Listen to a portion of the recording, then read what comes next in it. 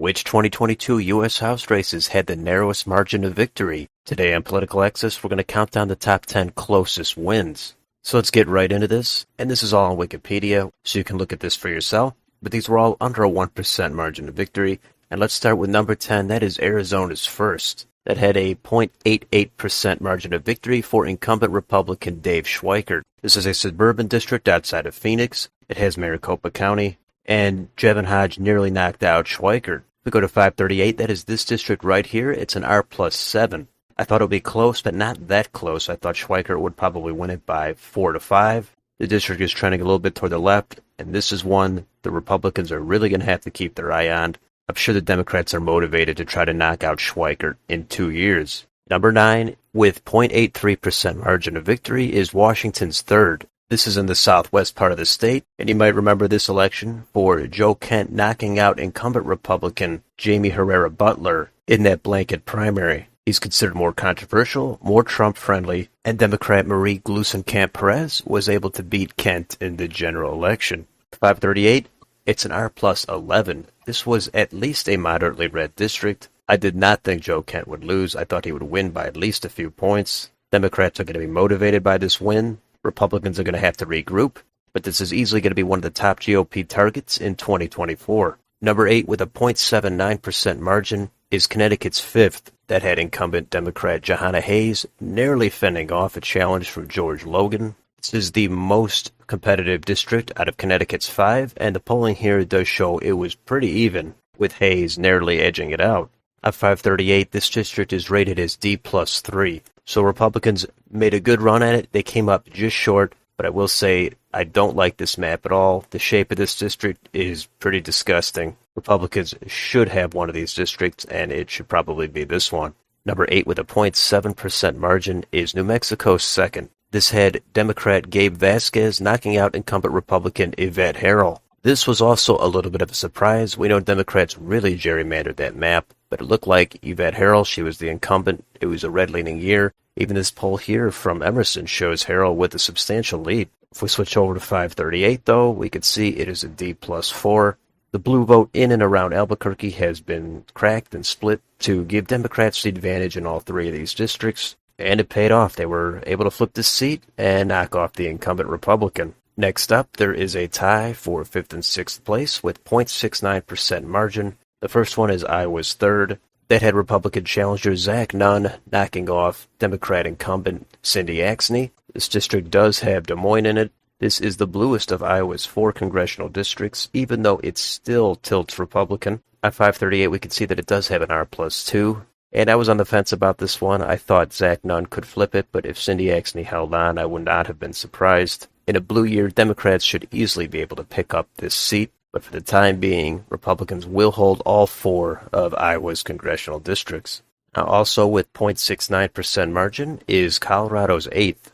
This is a new congressional district, as Colorado gained a seat following redistricting, and this is mostly located north of Denver. So there was a big battle for this open seat, but Democrat Yadira Caraveo was able to edge out Barbara Kirkmeyer by under 1%. It seemed like Republicans were going to be able to pick this up, but it just did not pan out. We can see on 538, it's an R+3. The Independent Commission in Colorado actually gave Republicans a real good chance to be able to hold half of these districts. They came up just short here in the 8th. The 4th closest margin of victory with 0.64% was in New York's 17th. This had Republican Mike Lawler defeating incumbent Democrat Sean Patrick Maloney. I was actually surprised to see Maloney lose this. I know Republicans had a good night in New York, but this didn't even really seem like it was on the table until the closing weeks of the midterms. And it's a pretty embarrassing loss there for Maloney. If we switch over to 538, we could see that here it is in the lower Hudson Valley, and it has a D+7 partisan lean. Of course, Democrats are going to try to go back after that one next time. They're going to have a great chance to do so. But for the time being, that is a key pickup for the Republicans. Now on to the top 3, and in 3rd place with 0.49% margin, it's Michigan's 10th. This district is located outside of Detroit. It was an open seat, and Republican John James was able to edge out Carl Marlinga. I thought he would have done it much more comfortably than he did, so that is concerning for the Republicans. You might remember John James ran for the U.S. Senate in back-to-back elections in 2018 and in 20. He came up short. he did pretty well, but he did not win. So he has set his sights on a lower prize. This time it's a seat in the U.S. House. He got it, and maybe he can use it as a stepping stone to higher office. With this narrow margin of victory, there's no chance he's going to feel comfortable about it. If we take a look at the partisan lean at 538, we could see it's an R+6. So Republicans have had some trouble in Michigan.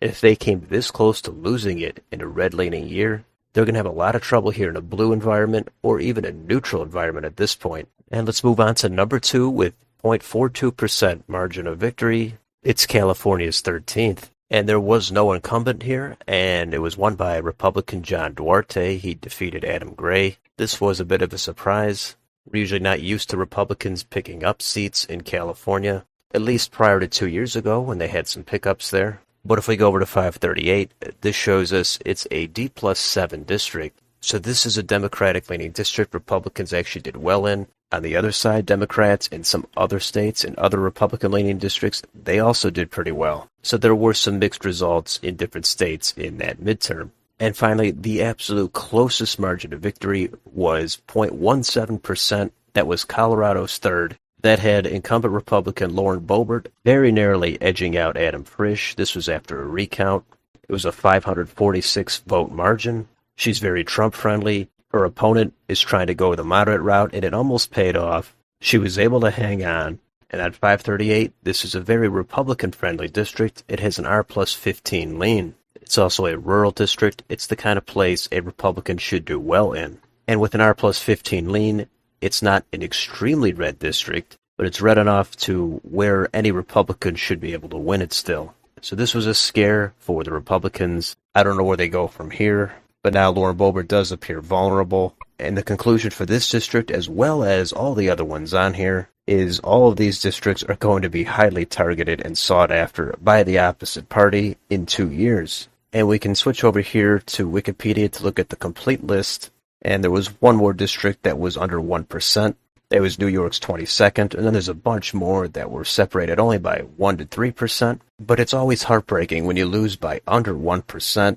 You're going to feel like if you only tweaked one thing, you could have pulled it out. One more campaign stop, one more ad buy, one more day of knocking on doors. You're never going to know if that would have tipped the scales. But it does make you wonder, is it better to lose by a small percent, or would you rather get blown out and it's not even close? Anybody who narrowly took a loss this year, they're going to feel like they could do it again next year. You're going to probably see a bunch of rematches. The national environment will be a factor. But these are the first results we've got following redistricting. Again, I think it's a mixed bag. I think there's positive signs for both parties, and there are a bunch of targets for each side to try to go after. It was a mildly red-leaning year, but still Republicans came up short. They should have had another 5 to 10 seats out of this. But some of the seats they picked up were in a few surprising places like New York and even California. Democrats had some nice gains of their own. So we'll see where this leads in 2 years. But these are the 10 closest House races. Let me know in the comments, which of these are you most surprised by? And what do you think about close elections in general? Are you a fan? Or you don't really care how close it is? Let me know down below. And on your way out, don't forget to like and subscribe. Hit the bell for notifications. Follow me on Twitter. Thanks for watching. I'll see you next time.